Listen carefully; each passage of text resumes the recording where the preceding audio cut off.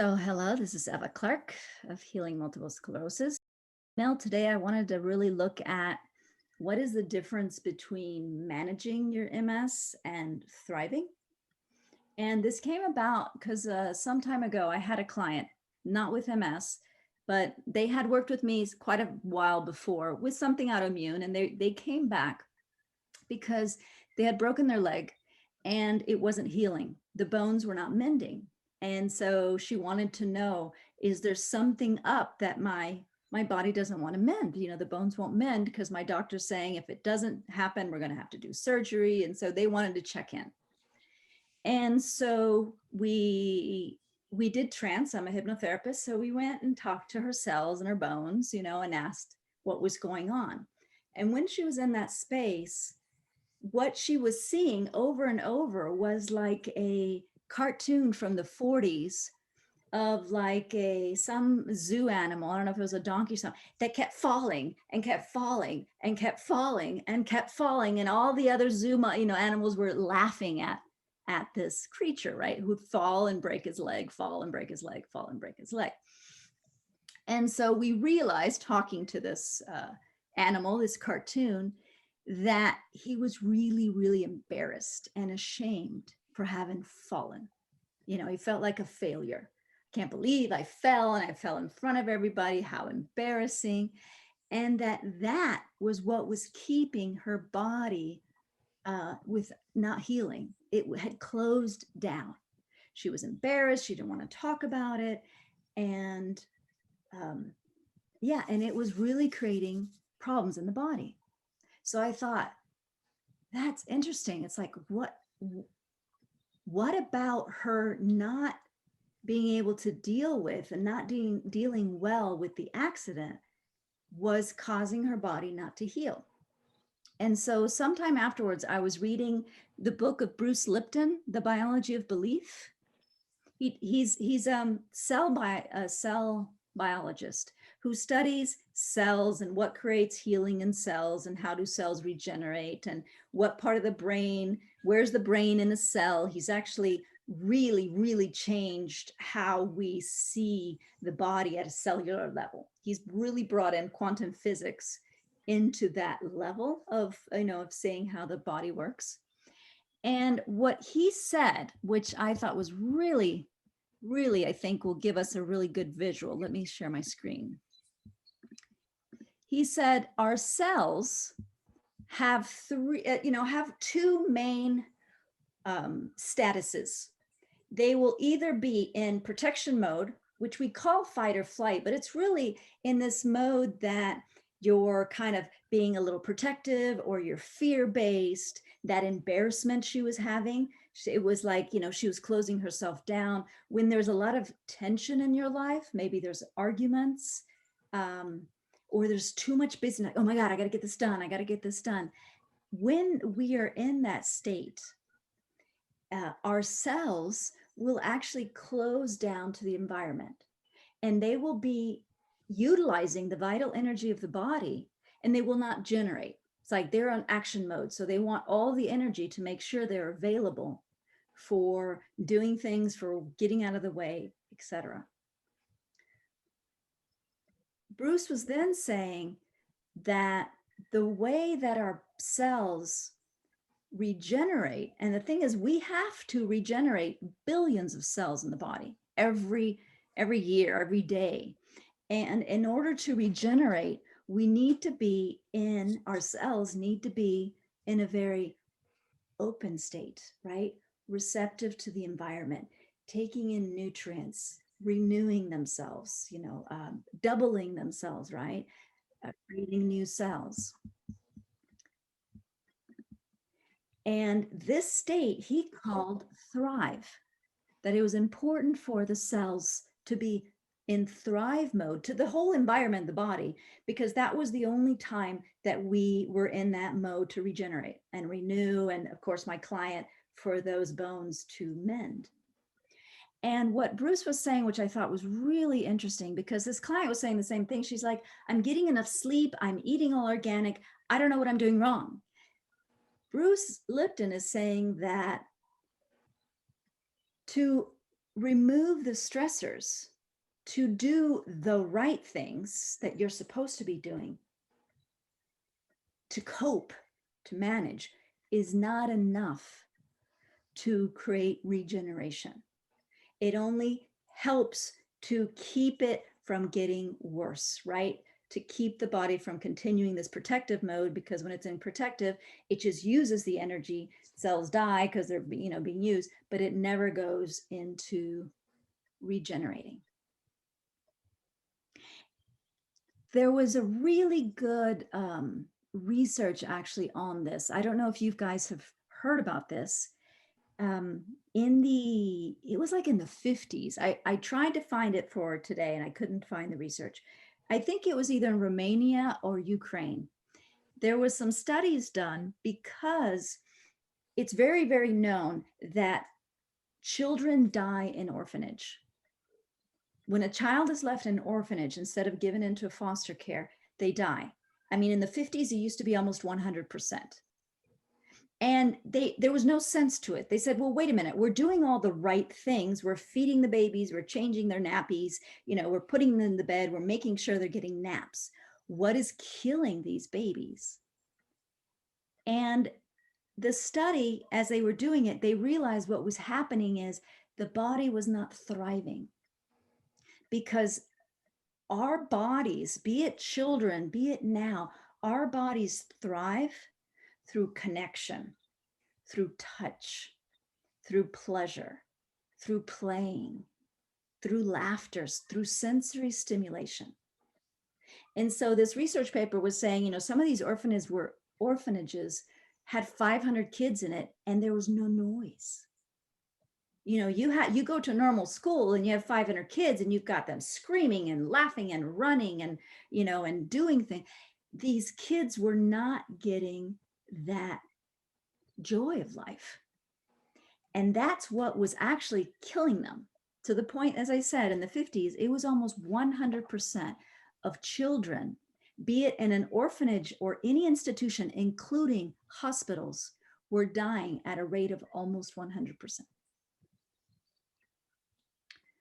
So if we look at this, these three areas, when you're thinking about, I want to help, I want to get better, I want to really get better, ask yourself, is what I'm doing moving me into thrive, helping my cells thrive? Or is it putting myself in protective mode, right? Am I in fear and clamping and shame?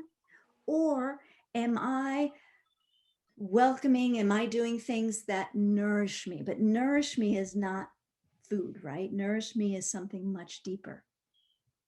So I wanted to ask a few questions. For example, 8 hours of sleep, is that protective, thrive, or neutral? Make sure you get your 8 hours of sleep. What do you think? Neutral. I would say neutral. I think it's neutral.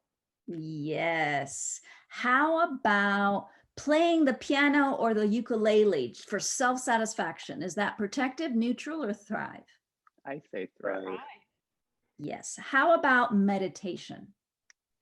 Thrive. Thrive. Thrive. Yeah, you're in the flow. Now, if you're like, I have to do this and I have to do this, I have 30 minutes a day, and if I don't do this, then I should be doing this, is that protective, neutral, or thrive? Protect. Protect. Yes, even if you're Business. doing something that is in theory good for your health, if you are doing it in a way like, oh my God, I didn't eat my greens today, you are putting yourself in protective. Mhm. For example, watching the sunset. Oh, thrive. Yes. Mhm. Chair Zumba. Thrive. Thrive. Adam's story of going to Hawaii. Thrive. Ooh, yeah. Sitting on the porch and just, watching your flowers or watching someone else do your garden. Thrive. Now, if you're there going, oh my God, I need to be doing it, they're not doing it right, they did not cut my flowers right, oops, they forgot to Yeah. water that area. Is that thrive, Uh-huh. neutral, protective? No. Yeah. Protect. What about doing 2 hours of exercise every day because it's good for you, but it's extremely painful. Is that protective, neutral, or thrive? That's Protective. protective. It's That's protective. too And I much. get across this all the time. I have clients like, no, I have to do this. It hurts my whole body, but it's good for me. And I was like, it's not. It's actually better to go canoeing. It's better to, to do small stretches or yoga than it is to do some right kind of exercise if your body is in pain. Okay, I'm going to give you a big test. What about stress?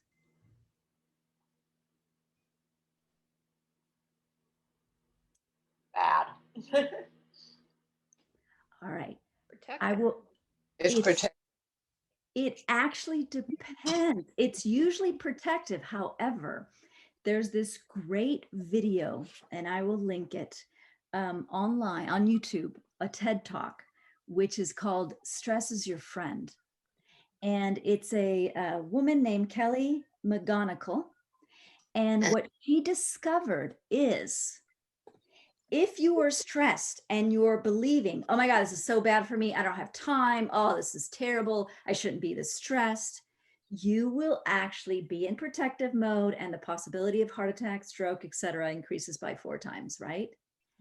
Now, if when you're stressed, you're thinking, oh my God, can I pull this off? Oh, this is so cool. I'm going to get this done by Friday. This is going to be so cool. I'm going to just have this blast and we get to have pizza every night and work from home, et cetera. Is that protective, neutral, or thrive? Right. It's actually thrive. And she has demonstrated in our arteries that when we believe that stress is bad for us, our arteries will actually tense up. Remember the closed protective. But if we believe stress is just a positive challenge and like, ooh, let's see if we can pull this off. And if we can't, oh, well, who cares? Our arteries will actually expand to be able to pump more oxygen to do it. So when you're in the flow, when you're like, yeah, I'm doing this, it can actually be good for you. Now, I'm going to even push your paradigm a little further. If you believe that disease is something bad and it means you're unhealthy and you have failed, and how could I ever have this? Is that protective, neutral, or thrive? Protective. If you believe that disease, you're like, ooh, all right, life is telling me, let's do this differently, baby. Let's make some real changes in my life that are worth it. Is that protective, neutral, or thrive? Right. Right. Actually thrive. And if you do, I have research with cancer. If someone embodies that when a cancer comes, it's like, oh my gosh, this is my body loving me, telling me, darling, you've got to stop. You've got to open up to something else. You've got to, focus on yourself. They will actually thrive. And even, these are called spontaneous remissions, but if you study spontaneous remissions, it's actually about being grateful that the disease is pulling them out of a situation they couldn't get themselves out of and actually moving them into places which are their priority. Now, what about hope?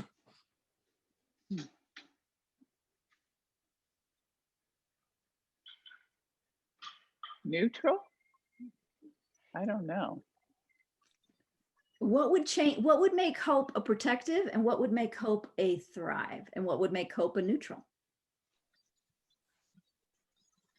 Well, hope Okay. is just, I mean, it can go one way or another. Mindset. You're just sort of in the middle. You Yeah. aren't making something happen. Yeah, if you're just like, You're hoping oh, it happens. I just hope something changes, and you sit back and go, Yeah. I just hope, hopefully someone will find a cure. Until then, I'm just going to keep going. That's actually neutral. If you're like, oh my God, I hope someone finds a cure. I hope this goes away. I'm just going to pray, please go away, please go away. You're in protective. But if you're in hope, like, well, there's a possibility. I've read accounts. I've been inspired by books, by stories. and you have that hope, that's actually thriving. There's that famous story of a man who had stage 4 cancer, he had a big ball of cancer. And he went to his doctor and he said, I heard that there's this study of this kind of medication. I want to be on that study because I really think this is going to work. And his doctor's like, well, you're stage 4. This medication is not being used for that. And he's like, no, I really think this is going to work. And he's like, okay, let me see if I can pull some strings. And he was able to get this guy into the study, and he did really well. It's like in several weeks, his whole body transformed. And he told his doctor, I knew it. I knew this is what was going to help me heal. He was thriving through this. He just had this full hope. Yet 6 months later, the study results came out, and it was said that that disease was that the medication did not work. It was not successful, the study. And so this patient comes back to his doctor and he goes, oh my God, it didn't work. And the doctor's like, no, it did work. It did work, And so he's like, no, that was just that combination, but it did work. And I have the combination that does work, not that one. And so he actually injected this patient with water, saline, solution. And again, the patient healed because he's like, oh, okay, it's the wrong combination. But then 6 months later, again, the final results of the study, which were, this does not work at all. And when that happened, 2 weeks later, he died. So it's that's hope when you really embody as, hey, 30 years ago, we didn't know about nutrition. We didn't know about self-care. We didn't know about acupuncture. We were all, I don't know about you, but 30 years ago, I was eating, peas out of cans, and, everything was, mashed potatoes was out of a box. It's like, we have gone very far. And so if you said, well, it's very different, my grandfathers and what their life was about and what I'm able to do with my life, right? That brings you hope. Also, I actually shared with Maria this morning. I've been studying myelin. It was part of my research paper. And myelin in our bodies, our peripheral myelin is usually formed by the age of 2 years old. But our central nervous system myelin, which is the myelin that is affected with MS, is actually continuously regenerating throughout our adulthood. So when you're thinking about what am I going to do for myself, rather than focus on, well, if there's scarring, there's nothing I could do, it's the myelin, it's not going to change. I would invite you to focus on what brings my myelin, those lipid cells in there, into that thrive state. Because when you are thriving, think of this client of mine with the broken bones. She's not responsible for those bones to knit together. Her only responsibility was to stay and thrive. And her bones mended on its own. So you're not responsible for your body to heal the MS. You're responsible for having a thriving environment, doing things just for the purpose of being in that joy and bliss and laughter, because that's what feeds your cells. That's what gets your cells into this open, receptive, regenerating, replenishing, and renewing state.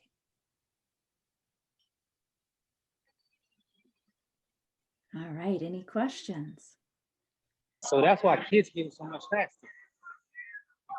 Yeah, they're playing all the time. That's what they should tell us. They should go, oh my God, your body's not doing good. You got to go to the playground more often. You're too adult today. You got to go play. Yeah. You got to ask for more hugs, right? Kids are allowed to ask for hugs. Adults were like, oh, I'm not going to have a hug. It's not, hey, I need a hug today. My myelin's going a little off. Mm-hmm. So going back to that story about hope, right? Is that story telling me that the reality of all of this is that my mind controls my reality? And I know that's simple. We say that all the time, but that's what I got out of this story. Am I off? Am I going to say that your mind has a humongous influence on the state of your cells. If you're in fear base, if you're recluded, if you're like, I'm not going to hang out with my close friends because I don't want to see me sick, you are in protective mode. If you are in, I need to connect, I need to have coffees every day with a friend, I need to do some laughter, I need to just enjoy myself, I need to canoe, I need to look at Google and decide, look at, explore. You are in the receptive mode for yourselves to do what they need to be doing. I'll give you an example. I had a client who came in and he was really not sure if he wanted to smoke pot. And he told me, at night, sometimes I really feel like maybe if I smoke pot, I relax, right? Thrive. I'll relax. I'll, be able to just chill. He says, but I feel really guilty smoking pot. My father was an alcoholic. I don't want to become addicted, or I don't want to do it in an addictive way. And so I said, okay, let's go and talk to your cells and trance and see what they say. And the cells told him, the cells said, we're fine either way. If you smoke pot, great, you're relaxed, we love it. If you don't smoke pot, but you find some other way to relax in the evening, we're totally fine.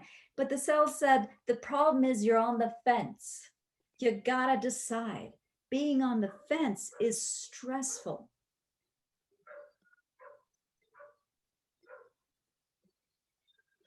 Yeah. So whatever you take, is it, the medications you take, the food choices you make, whatever the exercises, make sure you are doing it in an open, receptive way. Not, oh my God, I don't want to take this medication, but I don't have a choice. Always like, this is what I'm doing for myself.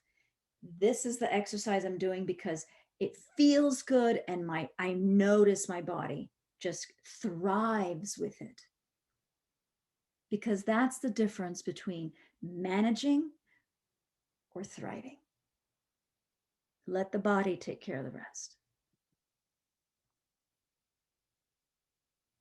And I've had that many, many times talking to MS and trance, and the MS comes in and it's just frolicking. It's like a little puppy frolicking in a white room, getting, mud paws everywhere. And we asked, what's the solution? And that's what the puppy said. The solution is play, right? Get your feet in the mud.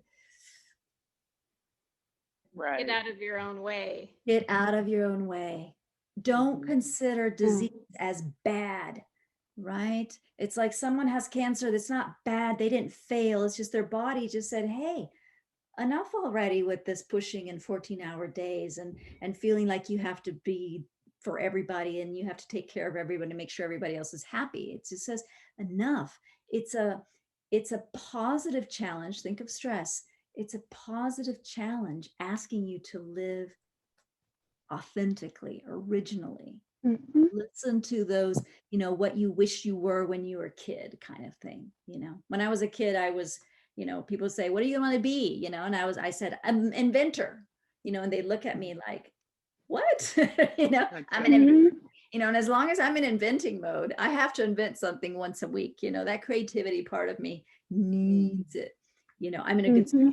If I have to memorize, I remember I was doing the PhD, it was all, I couldn't do it. I was like, this is not thriving. This is not good for me. I prefer to do it my way. Yes, dancing in a wheelchair. Oh, I remember you doing that. I just thought that was so fantastic. I went to one of the productions. Yeah. Access Dance Company. Something to look up. Will inspire you to living life in a chair is not the end of having a rich and meaningful life full of new and different adventures. Yeah. So just seeing, what you see as loss as the beginning of a different way of finding that joy, just it's disability is not the end of the line. It's the beginning of a new adventure. The world needs to understand that we're all made differently and we didn't choose this, but we are living our lives as independent as we can. And being able to interact with all different kinds of people so that they understand that, hey, it's, it's okay. I was recently reading a book called It Didn't Start With You. It's about family constellation, and it talks about many times disease is actually you're the last rung to express it physically, but many times it's actually parental, grandparents, several generations, and it's the more sensitive of the children will then have to experience it physically and move through it, right? Resolve it through the physical. But what this author, Mark Wolin, was saying, he lost his eyesight. He was losing his eyesight. It was a degenerative, and it was driving him crazy. He was like, I would give anything to not lose my eyesight. I don't care what else I would lose, right? It's like the same thing. It's like, and losing my feet are the worst things. Well, he was saying losing your eyesight is the worst, right? And as he said, he took 3 years. He went to this India and he was trying to be like the perfect meditator and look at me, how good I am at meditation. And yeah, and then realizing the guru's telling him, no, it's not about that at all, right?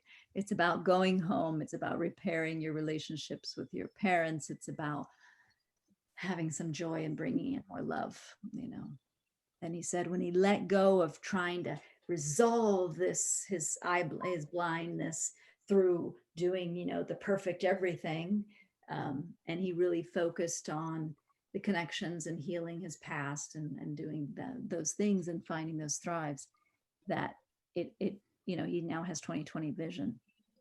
Not that you don't want that to be your goal, but it's like, well, I could be miserable with my MS and force myself, or I can say, you know what, I'm going to play with this, I'm going to do thrive. Let's see if it works. If it doesn't, it's never bad to move in that direction and motivate the cells, welcome them, put them in the environment to thrive. You. Yeah. Eva just said, but before about the body and like our role, you said it's just our role to like how the body, like the body is designed to do the heavy lifting. We got to be supportive, kind of like a husband and wife. I don't mean to That's offend a nobody. great analogy. That's a great analogy. But that's what came up in my mind when I heard you say that. It's all relational. It's all relational. And this is the first relationship with my body. Yes, with self and with body.